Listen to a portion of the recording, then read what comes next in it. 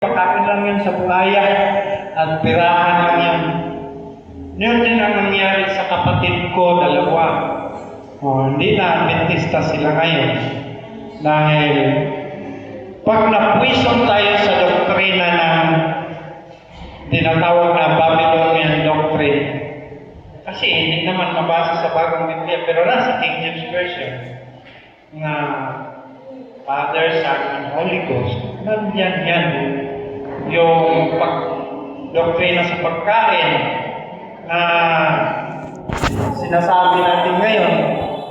So, that is the original ng mga doktrina sa Seventh-day Adventist. Kasi nasa last days na tayo, maraming manghihimok sa atin ng mga maling doktrina.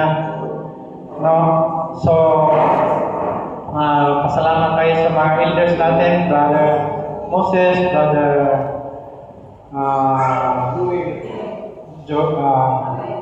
Noel,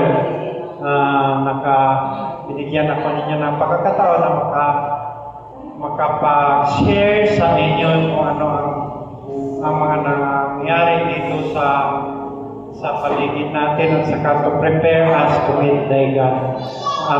Sa Amos 4:12 yan, na kailangan tayo,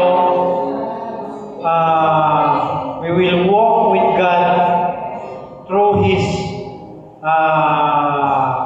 prophet, writings ni Mrs. White, yung King James Bible, original doctrine natin.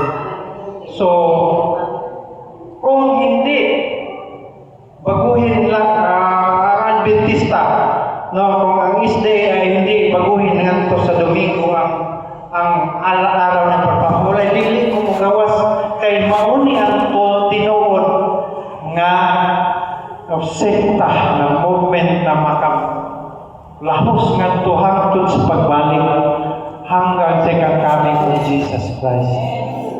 Okay. Bigay natin sa